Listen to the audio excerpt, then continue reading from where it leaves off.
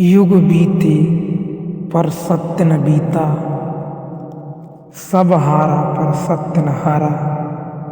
अराजकता अभी है जिसको तुम कहते हो व्यवस्था, राजकता वह क्या खाक व्यवस्था है।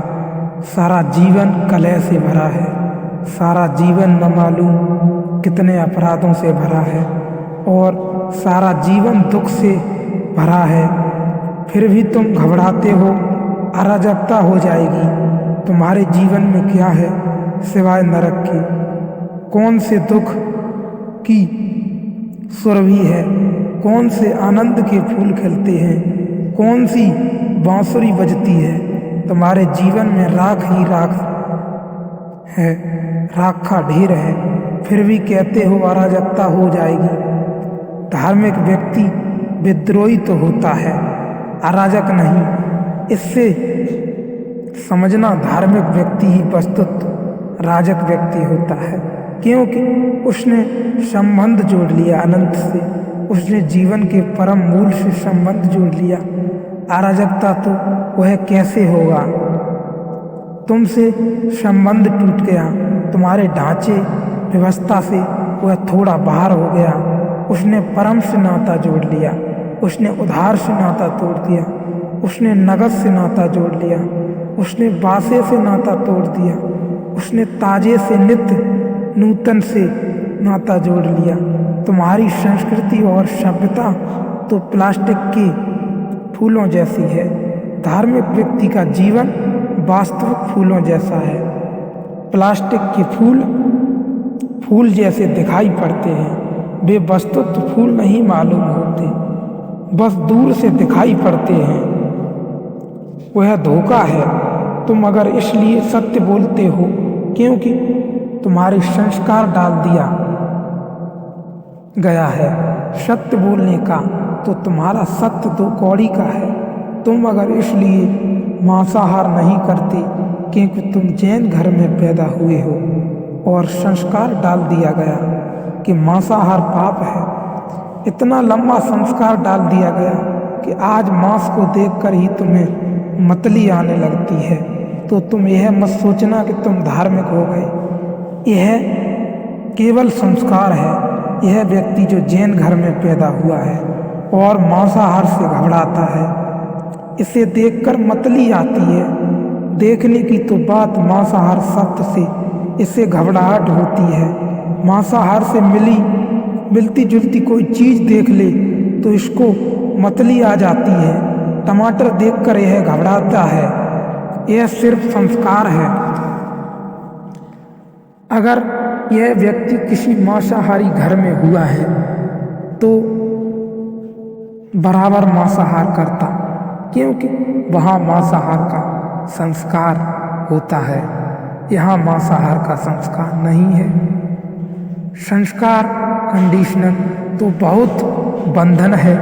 मैं तुमसे यह नहीं कह रहा हूँ कि मांसाहार करने लगो, मैं तुमसे कह रहा हूँ तुम्हारे भीतर वैसा अविभाव हो, चैतन्य हो जैसा महावीर के भीतर हुआ। वह संस्कार नहीं, वह उनका अपना अनुभव था कि किसी को दुख देना अंततः अपने को ही दुख देना है, क्योंकि हम सब एक हैं, जुड़े हैं। यह ऐसे ही है जैसे कोई अपने ही गाल में चांटा मार ले। देर अबीर जो हमने दूसरों के साथ किया है वह हम पर ही लौट आएगा। महावीर को यह प्रतीति इतनी गहरी हो गई, यह बोध इतना साकार हो गया कि उन्होंने दूसरे को दुख देना बंद कर दिया, मांसाहार छूटा। इसीलिए नहीं कि क्या बचपन ये उन्हें सिखाया गया कि मांसाहार पाप है, मांसाहार छूटा। उनको साक्षी भाव में यह धर्म है। तुम अगर जैन घर में पैदा हुए हो और मांसाहार नहीं करते, यह सिर्फ संस्कार है। यह प्लास्टिक का फूल है, असली फूल नहीं है।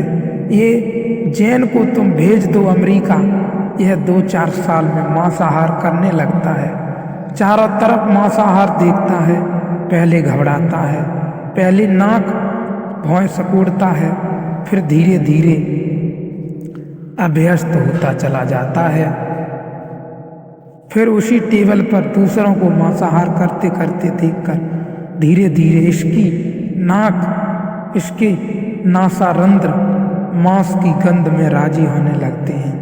फिर दूसरी संस्कृति का प्रभाव है, वहाँ हर एक व्यक्ति का कहना कि बिना मांसाहार के कमज़ोर हो जाओगे। देखो ओलंपिक में तुम्हारी क्या गति होती है, बिना मांसाहार के कमज़ोर हो जाओगे, कमज़ोर हो जाओगे बिना मांसाहार के। एक स्वर्ण पदक भी नहीं ला पाते, स्वर्ण पदक तो दूर, तांबे का पदक भी नहीं मिलता। तुम अपनी हालत तो देखो, 1000 साल तक तुम गुलाम रहे, बल क्या है तुम में? तुम्हारी औसत उम्र कितनी है? कितनी हजारों बीमारियां तुम्हें पकड़े हुए हैं। निश्चित ही मांसाहारी मुल्कों की उम्र 80 साल के ऊपर पहुंच गई है।